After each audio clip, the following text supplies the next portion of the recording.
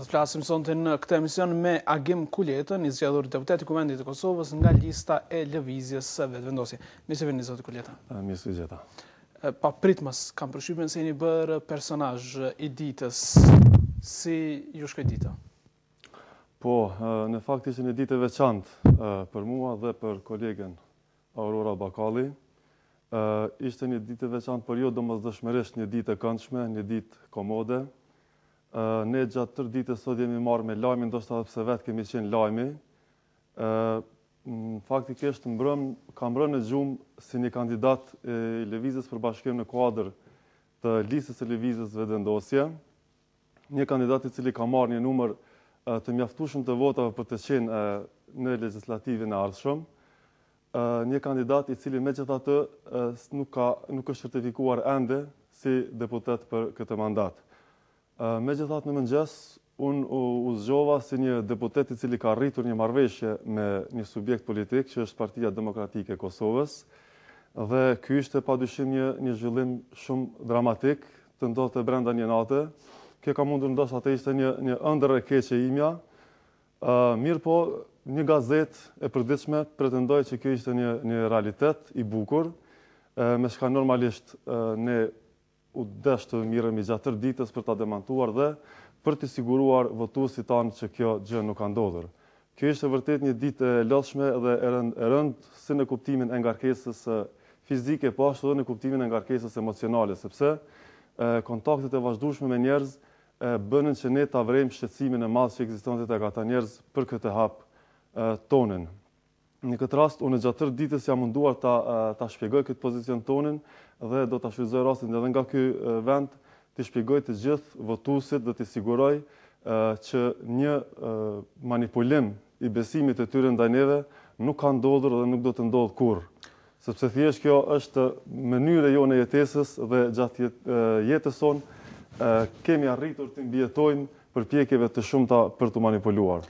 Fillimisht ju jeni pjesë e lëvizjes për bashkim. Na shpjegoni cila është marrëveshja që keni me lëvizjen vetëvendosje. Me lëvizjen vetëvendosje kemi një marrëveshje me terma shumë të qartë. Dhe kjo është arritur në kohën para zgjedhjeve, në praktikë të zgjedhjeve, dhe marrëveshja parashet që lëvizja për bashkim dhe lëvizja vetëvendosje, si dhe disa subjekte të tjera, kanë marrëveshje parazgjedhore deri në momentin e certifikimit të rezultateve. Për këtij momenti nuk e obligon marrëveshja asnjë në palë. Megjithatë, kjo nuk do të thotë që ekziston është fundi i bashkëpunimit. Kjo është vetëm përfundimi i marrëveshjes dhe në të ardhmen do të shohim mundësitë për bashkëpunime të tjera. Si do të veproni në Kuvendin e Kosovës? Në Kuvendin e Kosovës është çështje të cilën e vendos Këshilli i Përgjithshëm, mirë po kjo do të mvaret shumë edhe nga rrjedha e bisedimeve të mundshme që do të kemi me vetëvendosjen.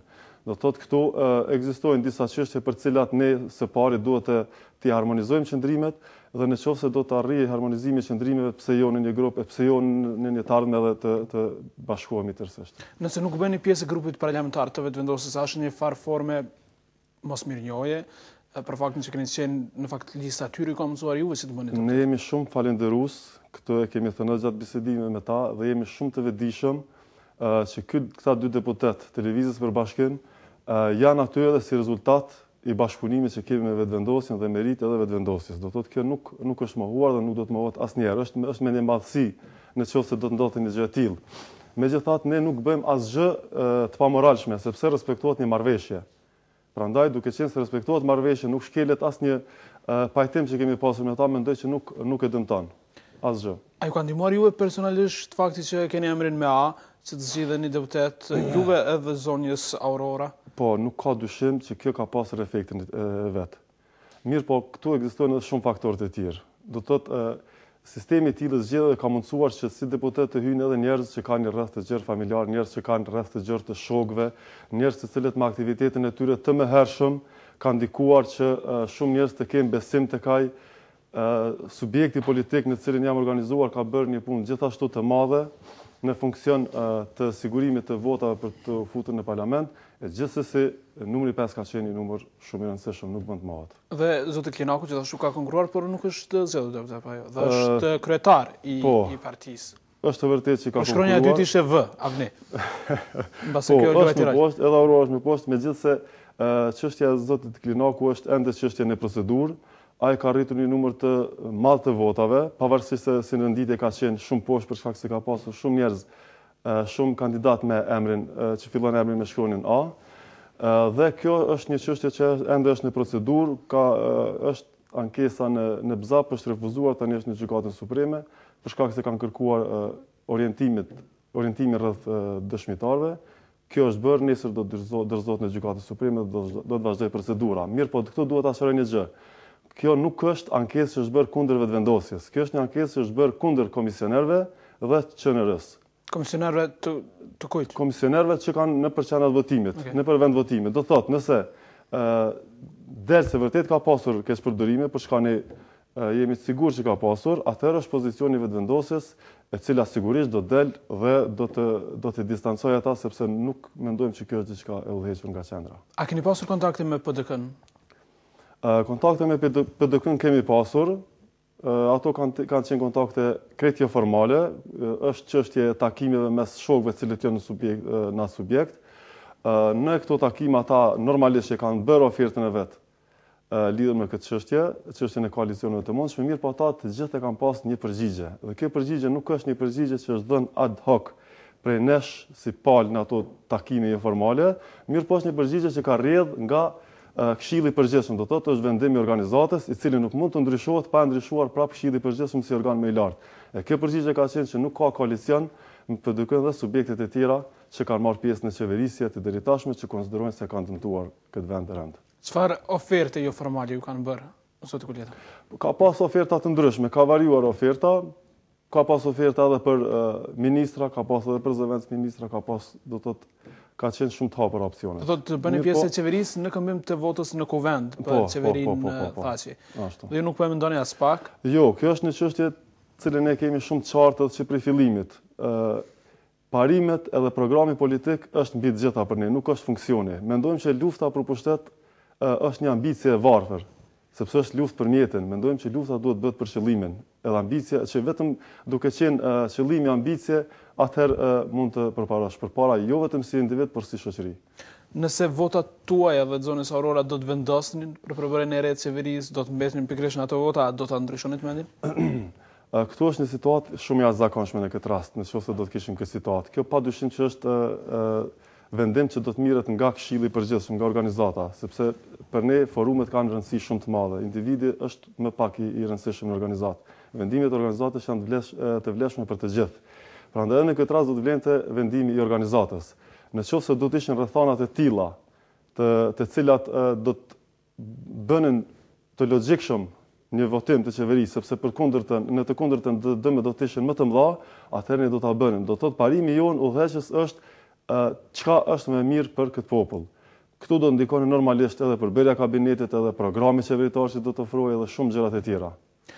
Çka ju bashkon dhe çka ju ndal me vetëvendosin? Me vetëvendosjen na kanë bashkuar dy gjëra kryesore që kanë qenë një farë mënyrë edhe motivimi për të bërë një koalicion të përbashkët. Njëra është ideja e bashkimit kombëtar dhe tjetra është ideja e krijimit të një bloku të së mirës kundër së keqes, një bloku kundër subjekteve që kanë qeverisur deri sot dhe e kanë dëmtuar shumë rënd interesin e qytetarit. Ndërkaq për dallime ka çështje të ndryshme për të cilat dallohemi. Ne ndoshta jemi më fleksibil ndaj çështjeve të caktuara dhe nuk dëshirojmë të refuzojmë a priori si çështja e bisedimeve të ndryshme, sepse konsiderojmë që tërheqja nga bisedimet është një mënyrë nxjerrje e vetes jashtë loje, është defaktorizimi i vetvetes. Ne kemi rastin e 6 pikave të Ban Ki-moonit. Faktikisht ne u bëm që nuk po marrim pjesë në bisedime, mirë, po këtë çështje Serbia e zgjodhi me Organizatën e Kombeve të Bashkuara dhe sot ne i vujmë pasojat asaj marrëveshje, pikërisht duke përjashtuar veten nga kjo lojë. Ne mendojmë që si subjekt, si shtet, si qeveri, si institucione, duhet ta luajmë rolin tonë në këtë fushë. Dhe kjo nuk bëhet duke u tërhequr, por duke pasur një agjendë shumë të qartë se çka dëshirojmë të arrijmë me këto bisedime, dhe duke pasur një ekip shumë përfaqësues dhe shumë të denjë për të udhëhequr këto bisedime. Defanziva jonë gjithmonë në këto raste ka bërë që ne gjithmonë të pësojmë. Këto pasoja që i vujmë sot janë pasojë e pasivitetit tonë e jo aktivitetit tonë. Për çka do të avokoni në Kuvendin e Kosovës kur të zyrtarizoni si Ka deputet? shumë çështje për cilat duhet të punohet në Kuvendin e Kosovës. Një çështje shumë e rëndësishme është për shembull çështja e ndryshimeve të nevojshme kushtetuese. Ne do të punojmë sidomos do të orientohemi në çështjen e forcimit të sovranitetit të Kosovës. Kemi një shtet i cili quhet sovran, por në fakt nuk është sovran edhe shumë aspekte të jetës, në shumë aspekte të jetës lëngojmë pikërisht për shkak të mungesës së këtij sovraniteti. Një çështje do të angazhohemi gjithashtu për shumë çështje të tjera të cilat janë ngritur në shoqëri, mirë por nuk janë ngritur në parlament dhe institucione. Përveç këtyre do të jetë edhe disa çështje do t'i përmendja tash më specifike që janë, që ne mendojmë të ngritim. Është për shembull çështja e Obiliqit, Kastriotit. Është një zonë e cila është zona ndër më të rrezikuara në vend për shkak të pluhurit, ndërkohë që ka trajtim të njëjtë ndoshta edhe denigrues në raport me komunat e tjera. Ne në këtë rast do të kërkonim që të miratohet një ligj i cili do ta shpallte si zonë të veçantë. Kjo do të nënkuptonte që ajo zonë duhet të ketë disa privilegje. Është absurde që sot në komunën e Obiliqit shumica e njerëzve, shumica e familjave të kanë dikën në korporatën energjetike të Kosovës që punojnë në prodhim të energjisë, edhe ata njerëz automatikisht e kanë të programuar që në paga i kompenzohet shpenzimi i rrymjes elektrike. Do thotë faktikisht shumica janë pagues të rregullt të energjisë, ndërkohë që sot ata mbesin pa rrymë pjesën më të madhe të kohës.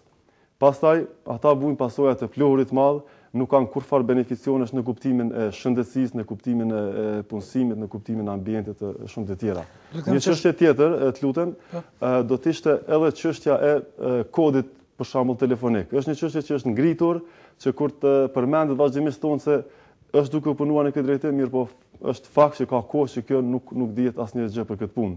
Është absurde që sot Kosova të jetë ende e lidhur me Serbinë me kod telefonik, në kohën kur ne vazhdimisht pretendojmë që kemi përfunduar punën me Serbinë. Kjo përveç insistoni që të jetë kodi i Shqipërisë që të përdoret? Padyshim, kjo nuk është në fundit edhe aspekt patriotik, ky është aspekt ekonomik.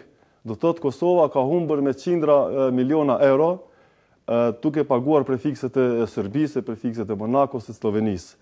Ndërkohë që ka mundur shumë lehtë ta ketë një prefikse në Republikën e Shqipërisë dhe qytetarët e Kosovës përveç se nuk do të paguanin për prefiksin ose do të paguanin një shumë simbolike, qytetarët e Kosovës do ta kishin shumë me lehtë dhe do ta përjetonin këtë në xhepin e vet, sepse komunikimi i një qytetarit të Prishtinës me Tiranën do të ishte njësoj sikur me Prishtinës me Mitrovicën.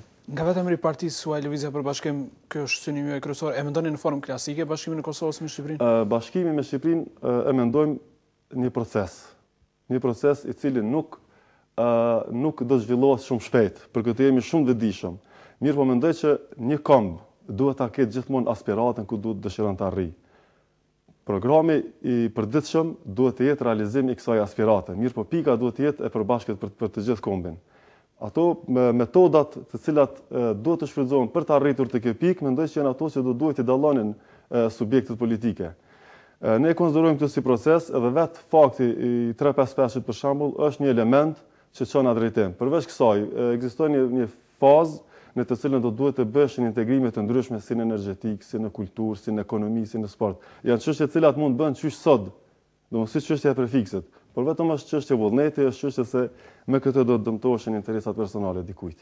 Përfunduat këtë njerëz zgjedhjeve, fakti që keni dërguar një ankesë në Gjykatën Supreme për kryetarin e partisë suaj, ai bën se i kontestoni zgjedhjet dhe mendoni se ka pasur manipulime të shumta në to? Ne konsiderojmë se ka pasur keqpërdorim, ka pas keqpërdorim të votës, manipulim të votës, ose më mirë të themi